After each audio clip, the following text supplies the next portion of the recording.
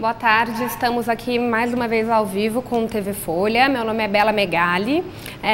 Bom, hoje a gente vai falar sobre os desdobramentos do acordo de delação que está sendo negociado pela Odebrecht, uma das empreiteiras investigadas da Operação Lava Jato. Os nossos convidados de hoje são o professor titular de ética da SPM, Luiz Pérez Neto, e temos a Marina Dias, repórter de Brasília, da sucursal de Brasília, que está falando com a gente de lá via Skype. Boa tarde, professor. Boa tarde, Marina. Boa tarde, Bela. Boa tarde, professor. Boa tarde, muito obrigado pelo convite. Obrigado, senhor, pela presença. Bom, queria começar batendo um papo com a Marina e falando dos desdobramentos aí, dessas novidades sobre possíveis conteúdos que já estão sendo colocados na mesa nas tratativas da delação da Odebrecht com os procuradores, né? Essa semana, hoje a Folha publicou uma matéria falando que a Odebrecht já colocou aí informações sobre propinas pagas ao ex-governador do Rio de Janeiro, Sérgio Cabral, 5% em obras do metrô e também da reforma do Maracanã. Na segunda-feira a gente também falou de que o Marcelo, a intenção é que ele fale das campanhas presidenciais da Dilma de 2010 e 2014, que ele mesmo negociava os pagamentos do financiamento dessas campanhas. Como que está sendo aí a repercussão dessas notícias aí em Brasília, hein, Marina? E como que isso está batendo no governo Temer? Olha, Bela, aqui o pessoal do entorno do presidente interino Michel Temer está bastante preocupado com essas delações, principalmente em relação à delação da Odebrecht. Com as pessoas com quem eu conversei, o grande temor é se o presidente interino vai aparecer nessa delação da Odebrecht, se ele aparecer, de que forma vai ser e que implicação isso vai trazer a ele, se vai ser uma coisa grave que vai atingir ele diretamente.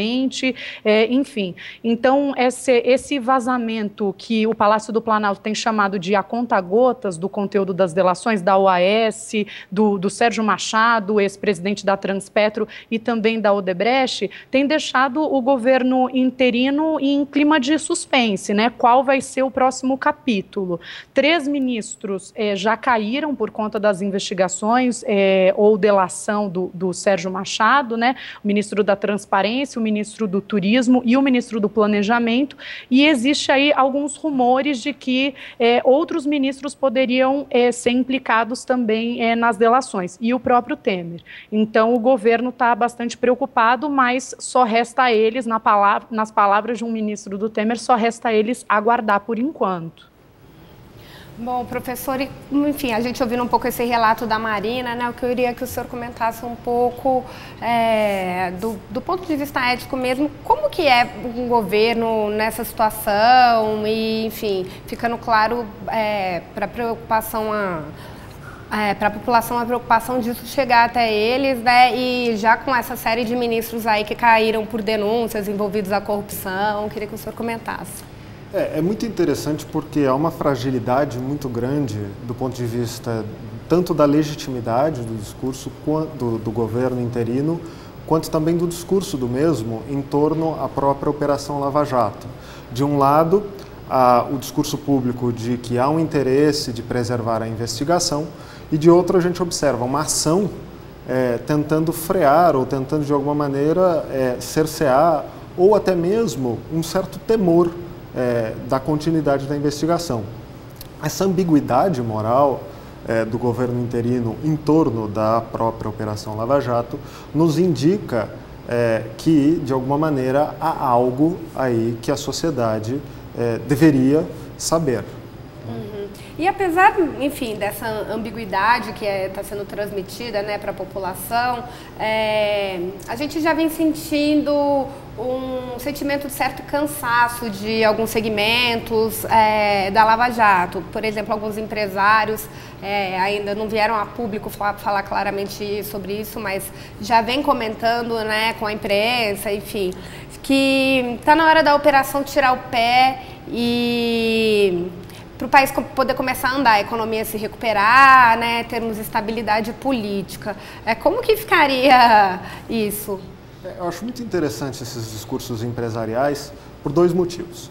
Em primeiro lugar, a Lava Jato é talvez a primeira investigação séria de corrupção no Brasil que envolve os corruptores, não apenas os corruptos. Então isso, obviamente, gera um certo pânico moral em torno dos empresários que, de alguma maneira, são os principais financiadores dos partidos políticos.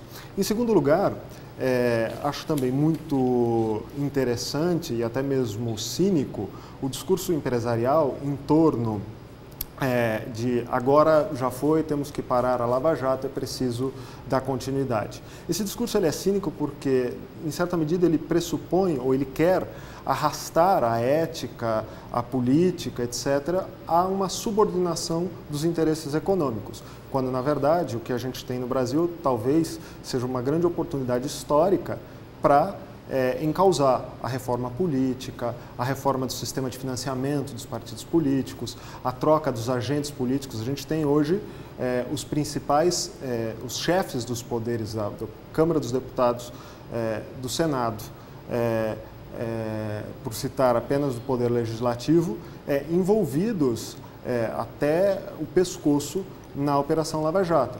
Então, de alguma maneira, deveriam ser os agentes econômicos aqueles que, se tivessem interesse no país, na agenda Brasil, de dizer, olha, precisamos, de alguma maneira, dar continuidade, apoiar e de cansaço nada. Né? Temos que esclarecer todos os fatos. O que a gente observa é o contrário, né? É um jogo de interesses. Na medida em que me interessa, que me favorece a Operação Lava Jato, eu a apoio. Na medida em que ela passa a não me interessar mais, eu retiro o meu apoio e digo que é um cansaço da opinião pública. Isso é uma atitude cínica. E como que está isso aí em Brasília, hein, Marina? Esse sentimento de cansaço, imagino que os políticos estão se aproveitando bastante disso, né? Então, sim, Bela, eu até queria perguntar para o professor, porque além desse sentimento que, como você disse, os empresários ainda não vieram a público, mas já deixaram vazar aí que há um sentimento de cansaço. O ministro Eliseu Padilha da Casa Civil já verbalizou isso publicamente, dizendo que a Lava Jato precisa sinalizar um ponto final para que o país possa andar. Então, o ministro da Casa Civil, ali o coração do governo do Temer, já verbalizou isso. A população foi às ruas, enfim, em 2013 e continuou desde então, também contra a corrupção. E eu queria perguntar para o professor se ele acha que esse sentimento mudou e se o governo pode se prejudicar se adotar publicamente esse discurso do ministro Eliseu Padilha de que, olha, é preciso sim que a Lava Jato termine, ou pelo menos sinalize que está chegando ao fim, para que o país consiga andar. Queria saber do professor se ele acha que pode prejudicar o governo, se o sentimento da população mudou, enfim. Na verdade, o que a gente observa em termos de opinião pública é a construção de um consenso, a tentativa por parte do governo interino de construir um consenso em torno do cansaço. Esse cansaço de quem é? É daquelas pessoas que estão, de alguma maneira, preocupadas com a Lava Jato. O próprio Eliseu Padilha é um dos citados em inúmeras delações. Então, obviamente, ele é um interessado em dizer que há esse cansaço. Agora, do ponto de vista das pessoas que efetivamente estão preocupadas com a corrupção, não há cansaço algum. Eu acho que aí há um desejo de que esse tema continue na agenda. O que a gente observa é uma disputa de agenda, ou tentativa de retomar a agenda.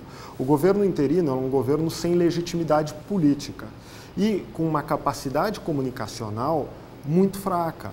Então, em certa medida, o que o Eliseu Padilha, o Michel, o interino Temer, entre outros agentes políticos, e além dos agentes empresariais estão fazendo, é justamente tentar mudar a agenda, construir, de alguma maneira, ter as rédeas da agenda. Quando a gente observa que a Lava Jato, nas mãos dos procuradores, nas mãos de uma certa independência do Poder Judicial, o tempo dela deixa de ser aquele tempo que o governo interino gostaria de ter. Então, eu não sinto esse cansaço. Aliás, é interessante porque a gente fica muito claro agora. Em 2013, a gente teve manifestações de ruas que elas eram de uma fragmentação muito grande, não eram apenas contra a corrupção, era muito mais amplo. As manifestações de 2015, elas, de alguma maneira, elas usavam o lema da corrupção, quando, na verdade, elas eram contra o governo Dilma. né?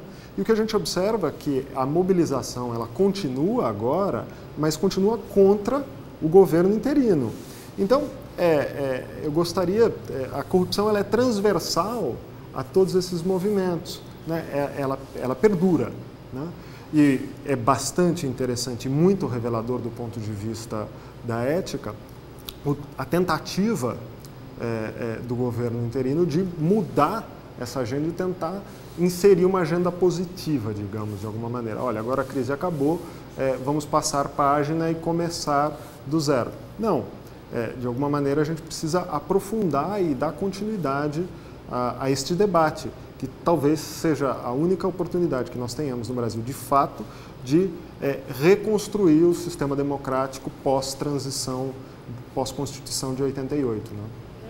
Bom, e agora a gente está falando nessa corrida das empreiteiras investigadas, né, por acordos. A Odebrecht tem o ex-presidente e herdeiro do grupo Marcelo Odebrecht preso há mais de um ano, né?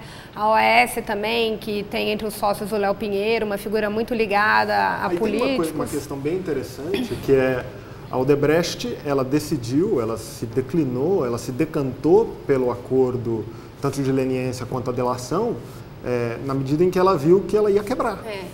Se não fosse por razões econômicas, ela não teria dado continuidade nesses dois procedimentos. Então, também é preciso colocar em pauta até que ponto há uma legitimidade, há uma virtude, há a busca de uma regeneração do tecido democrático por parte desses agentes envolvidos em milionárias, bilionárias transações corruptas. Outro motivo também que levou o Odebrecht a optar pela delação foi a delação da Maria Lúcia Tavares, né, que era secretária ali do departamento de propina, né, enfim, um departamento responsável por esse pagamento de propina e Caixa 2, que acabou revelando uma face que a empresa conseguiu esconder por boa parte, né, das investigações. O que eu queria saber do senhor é se existe a possibilidade de se passar a opinião, ou a imagem para a opinião pública de que essas empresas foram perdoadas e as coisas vão seguir como eram antes, caso se faça um acordo de leniência e de delação com esses personagens. Acho que aí também é importante a gente tentar separar o discurso jurídico, técnico, do discurso político e do discurso ético, né? O acordo de leniência, o acordo de delação, evidentemente, eles pressupõem um perdão, né? Não gosto muito da palavra perdão, porque, em certa medida, enseja uma reflexão religiosa, mística em torno. Alguma anistia, né? Mas justamente seria uma anistia, um perdão social, por assim dizer, em função de uma causa maior. E essa causa maior, ela precisa reverberar. E aí é muito importante que a opinião pública atue de maneira vigilante e forçando que isso realmente se cumpra. Porque tanto a leniência quanto os acordos fraguados nesse entorno, eles são, do ponto de vista do interesse público, eles devem existir do ponto de vista do interesse público na medida em que favorecerem algo maior, né, a uma causa maior. Então, a Odebrecht, de alguma maneira, vai dizer o que sabe para que possamos identificar quem são os outros atores políticos e econômicos envolvidos nesses casos de corrupção e, em certa medida, tomar medidas que permitam a transformação da nossa sociedade. Essa é a ideia, a teoria, né? Sim. Agora, na prática, a gente sabe que há uma série de agentes lutando numa disputa atroz para tentar, de alguma maneira, fazer com que a Lava Jato e os atores envolvidos, ou a própria seletividade da Lava Jato, determinados grupos políticos ou determinados partidos acabaram, de alguma maneira, tendo mais protagonismo no enquadramento midiático, no enquadramento da opinião pública e no próprio enquadramento da causa penal, né?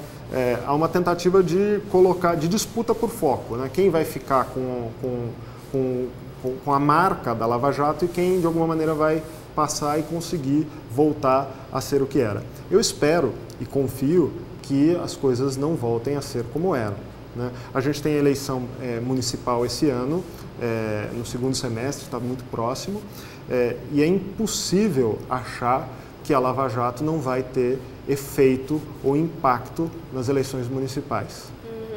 Bom, e além de tudo, a gente teve uma mudança aí, né, na lei de financiamento das campanhas, no fim das doações empresariais. Como que são as expectativas aí para as eleições municipais desse ano em Brasília, Marina? Olha, Bela, eu acho que em todos os partidos eles vão ter que mudar esse sistema. O PT, que é o partido no senso comum aí mais marcado com as denúncias de corrupção por conta do Caixa 2, enfim, eles estão tentando reestruturar esse sistema de arrecadação e não tem dado muito certo. Eles estão fazendo colaborações de pessoa física, fazendo alguns eventos em que paga-se ingresso, mas o dinheiro juntado é muito pouco perto da campanha milionária que era feita até pelo menos 2014, onde marqueteiros cobravam milhões para fazer essas campanhas publicitárias e que agora isso vai mudar, porque eu acho que a opinião pública vai estar de olho, a imprensa sempre de olho, mas eu acho que eles vão precisar reestruturar. E eles estão com medo, até porque os figurões, os marqueteiros figurões, João Santana está preso, mas os outros que cobravam antes milhões vão ter que cobrar agora muito menos. Como isso vai funcionar? Eu acho que é um problema para os partidos, eles vão precisar repensar esse modelo e vai dar bastante dor de cabeça. Vai ser interessante observar nas eleições municipais agora de 2016 como os partidos vão se virar para eleger os candidatos. Aí acho que tem duas questões, Marina, que são interessantes, que talvez você possa até mesmo ter mais dados de campo dos bastidores. O PMDB é o partido com o maior número de prefeituras no Brasil. Então, de alguma maneira, é o partido que está, de um lado, com a máquina, e de outro, é o partido que tem mais capilaridade no território nacional. Então, o grande desafio aí para o PMDB de articular as campanhas políticas e o financiamento, ele é titânico. E de outro lado, dentro do sistema político brasileiro, apenas um partido não aceita doação de empreiteiras ou de agentes econômicos, que é o PSOL. Curiosamente, na pesquisa recentemente divulgada para as eleições para a Prefeitura de São Paulo, a candidata do PSOL, pré-candidata do PSOL, Luiza Erundina, aparece em segundo lugar, embolado ali numa situação de empate técnico. De alguma maneira, é curioso analisar que o PSOL é um dos poucos partidos que tem uma tradição de base, de arrecadação, de doação, de uma campanha mais de rua, etc. Eu estou muito curioso em tentar ver como os partidos políticos vão, de alguma maneira, mobilizar os meios digitais e a rua para a construção das suas campanhas. Eu não sei se aí nos bastidores você tem alguma informação de como os grandes estrategas dos partidos políticos estão traçando esse desenho de como eles vão operar as estratégias de comunicação deles, né? Professor, na verdade, a sensação que eu tenho aqui é que está todo mundo um pouco perdido em como vai fazer isso. Os grandes partidos, eles estão inicialmente preocupados em se livrar dessas denúncias e se livrar dessa pecha de corruptos e, em paralelo, tentando bolar essas estratégias. Cada um está tentando sair aí como pode e o exemplo que se tornou público, que foi o do PT, de que não deu muito certo. Acho que a maior doação, eles abriram como se fosse um hot site para doação de pessoa física, né? E a maior doação foi do próprio ex-presidente Lula, se eu não me engano, de R$10 mil, e acho que eles chegaram a 80 mil. 80 mil numa campanha para prefeito não é nada, né? Nesse orçamento de campanha municipal que a gente está acostumado. Eu acho que eles vão ter problema, eu realmente não sei como eles vão se organizar. O Bernie Sanders, de alguma maneira, nos Estados Unidos, né, o ex-pré-candidato do Partido Democrata, ele limitava $100 a doação e a pessoas físicas, né? Então, talvez esse tipo de estratégia, que é a estratégia que, de alguma maneira, poderia ajudar a reconstrução ou a regeneração do discurso ético dos partidos políticos, né? Eu acho que, talvez, essa pauta de como construir um discurso que permita o cidadão se sentir identificado com um partido político e se sentir identificado com a causa. De 1988 para cá, da Constituição Cidadã, de todo aquele movimento que a gente teve de engajamento político, o que a gente observa é um deslocamento dos ativismos. O ativismo no Brasil ele nunca deixou de ser forte né, em várias frentes. Só que, em grande medida, esses movimentos, tanto o Movimento Sem Terra, o Movimento dos Sem Tetos, enfim, uma série, ou mesmo o Movimento Passe Livre, uma série de movimentos sociais que construíram um crédito político muito forte. O que a gente observou foi um certo distanciamento desses movimentos sociais dos partidos políticos tradicionais, né? Essa cisão, de alguma maneira, fez com que o modelo de financiamento dos partidos políticos e o modelo de discurso fosse muito distante das causas e das lutas dos movimentos sociais. Talvez eu seja muito idealista, mas quizás neste momento a gente consiga, de alguma maneira, alguns partidos, não todos, se reencantarem ou tentarem, de alguma maneira, uma reaproximação com esses movimentos. O que muitos políticos com quem eu tenho falado vêm defendendo é que eles acreditam que esse sistema de financiamento de pessoa física só vai durar essa eleição porque, enfim, o brasileiro em crise e desiludido com a política dificilmente vai colocar a mão no bolso para doar para um candidato, né? E que seria inviável também fazer uma eleição nacional com doações de pessoas físicas. Então, que um outro modelo deve aparecer por aí, mas que já é um começo, né? Enfim, que já seria um começo. Essas renúncias a priori, eu acho que elas são muito perigosas, né? Renunciamos a priori que não é viável no Brasil fazer uma campanha sem nunca ter feito. Eu acho que hoje a gente tem um tecido comunicacional que, de alguma maneira, rompe o establishment, tanto da opinião pública quanto midiático e das grandes empresas, e que força todos os atores envolvidos nas campanhas políticas, todos os atores políticos, a buscarem modelos alternativos, né? A se reinventar a maneira de fazer política. Tá certo. Bom, chegamos aqui então ao final de mais um TV Folha. Eu queria agradecer muito a participação do professor Luiz Pérez. Obrigada, professor. Agradecer também a participação da Marina de Brasília. Muito obrigada, Marina. Obrigada, Bela. Obrigada, professor. Bom, boa tarde. Obrigada a vocês que nos acompanharam.